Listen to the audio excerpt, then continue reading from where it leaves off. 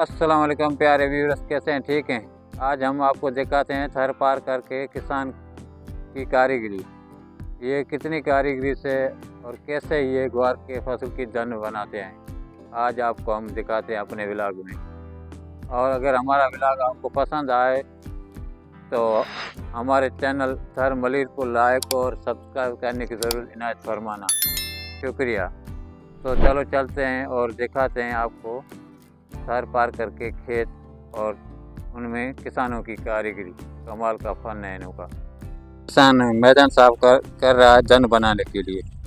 ग्वार के फसल की जन यहाँ पर बनाई जाएगी। इस तरह से मैदान को साफ करके गंद कचरा निकाल कर ग्वार के फसल की जन बनाई जाएगी। इस जगह पर ये सफाई कर रहा है और ये दूसरी तरफ ये किसान बयानी उठा के आ रहा है।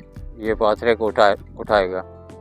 बयानी ये लकड़ी की बनी होती है, इसको बयानी बोलते हैं। इससे ये पाथरे उठाए जाते हैं। पाथरे ये तकरीबन 10 से 15 किलो वज़न के होंगे। ये ग्वार के फसल के पाथरे हैं। मोट के पाथरे भी इस तरह से बनाए जाते हैं और फिर उठाए जाते हैं। बाजरे के कानों की भी जन बनाई जाती है।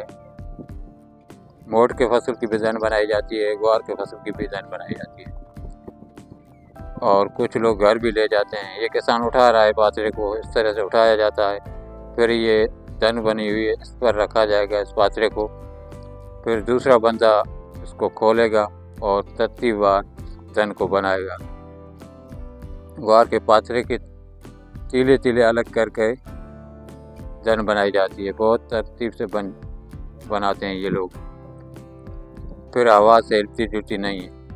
ये किसान पाथरा इस जन के ऊपर रख रहा है। फिर ये दूसरा बंदा है जो इस जन को बनाएगा। ये बंदा जन को बना रहा है। इसके हाथ में चौकनी है। ये चौकनी से ग्वार को पाथरों को खोलते हैं, फिर तीले तीले करके अलग बनाते हैं। फिर कितनी भी हवा लगे या तूफान आए, ये जन हिलेगी नहीं। फिर ये पहले ये ग्वार जो है हरा है, इस वजह से इससे अनाज नहीं निकलता, इसलिए ये जन बना रहे हैं। ये 3-4 माह के बाद सुखड़ जाएगा ग्वार, तो फिर इससे अनाज निकाला जाएगा। कुछ लोग खुद भी निकालते हैं और कुछ थ्रेशर से भी निकालते हैं। इस तरह से ये ग्वार की जन बनाई जाती है। मोट की जन भी इस तरह से बनाई जाती है। बाजरे के कानों की जन भी इस तरह से बनाई जाती है। ये बहुत तरतीब से और बनाई जाती है और लताड़ा भी जाता है ताकि ग्वार नीचे बैठ जाए और हवा से हिले जुले ना या जानवर वगैरह इसको निकाले ना। इस तरह से जन बनाकर फिर बेर के कांटे या कोंबड़ के कांटों से इसको ढांपा जाता है। फिर जब ज़रूरत पड़ती है तो उस वक्त ये ग्वार की जन को खोलते हैं और अनाज निकालते हैं। और कुछ लोग जिसके पास कांटा नहीं है, वो लोग घरों में भी ले जाते हैं फसल को। ऊँट गाड़ियों पे, डाटसनों पे, गाड़ियों पे उठाकर घरों में भी ले जाते हैं। कुछ लोग खेतों में भी रखते हैं। और ये फसल काटने के बाद पहले ये 8-10 दिन पाथरे जो है सुखड़ने के लिए नीचे ज़मीन पे रखे जाते हैं ताकि सुखड़ जाए। फिर इसकी जन बनाई जाती है। इस तरह से पाथरे उठाए जाते हैं। जन भी तकरीबन 15 से 20 फुट ऊंचाई की होती है और चौड़ाई भी 10-15 फुट होती है इसकी।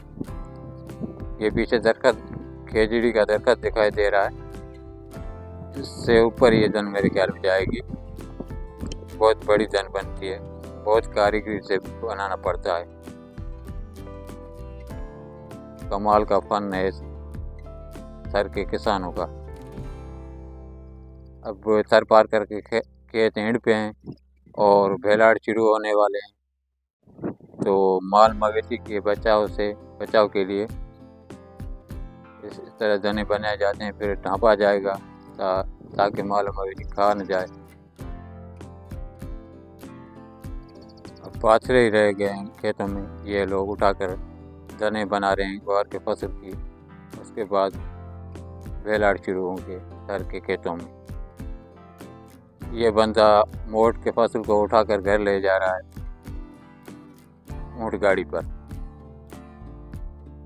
तो जिसके खेतों में कांटे नहीं हैं वो उठाकर घर भी रखते हैं अपने लोड़ों में, फिर जब ज़रूरत पड़ती है या फारग वक्त में इसका अनाज निकालते हैं।